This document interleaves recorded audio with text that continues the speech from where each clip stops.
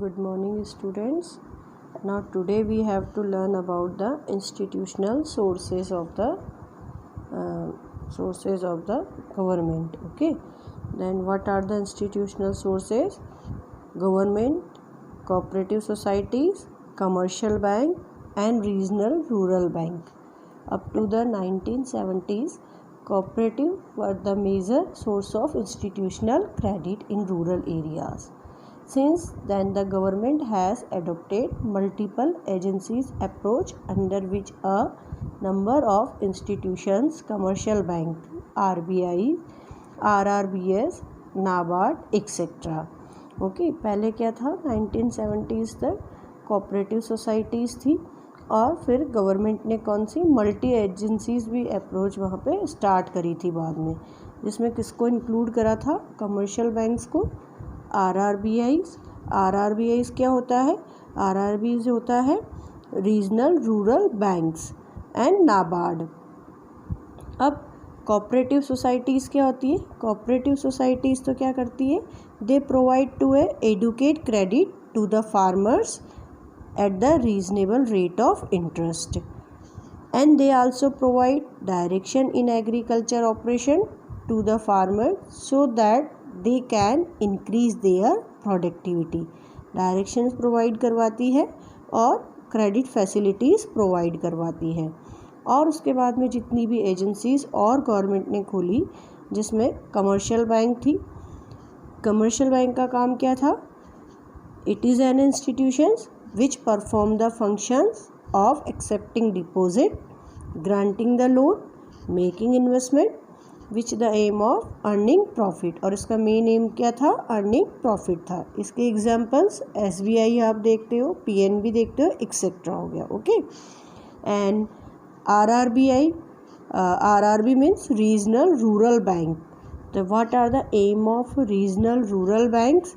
The Government of India set up the regional rural banks on October 2nd, 1975। कब establish हुआ ये? 2 अक्टूबर 1975 पे।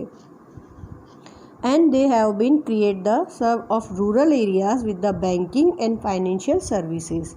Main aim क्या था इसका? फाइनेंशियल सर्विसेज और बैंकिंग फैसिलिटीज़ को प्रोवाइड करवाना।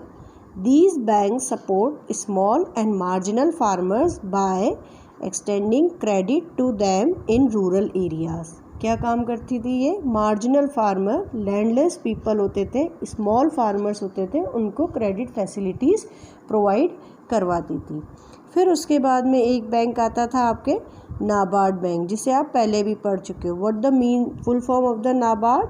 National bank for agriculture and rural development. Okay, again I repeat, what the full form of NABARD? National Bank for Agriculture and Rural Development।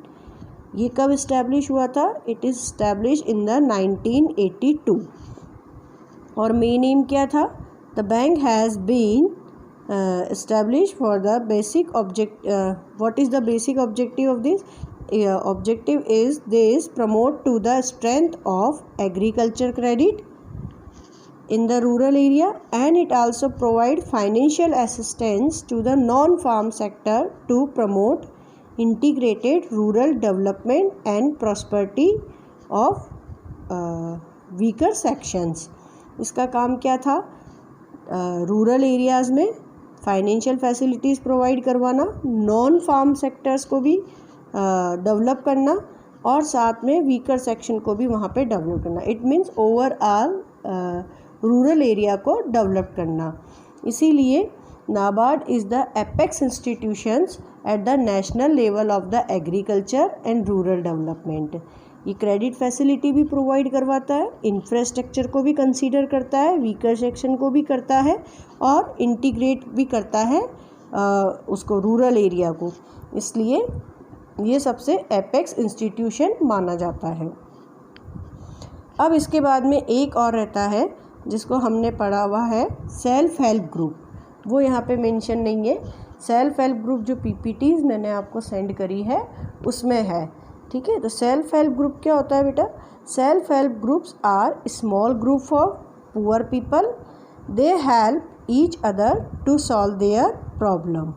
और क्या करता है ये group? It's promote small saving among their members and the savings are kept with the bank with the name of self group. और self help group का काम क्या रहता है? मेन एम क्या रहता है?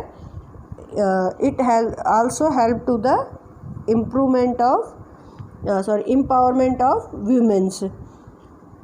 Okay, thank you.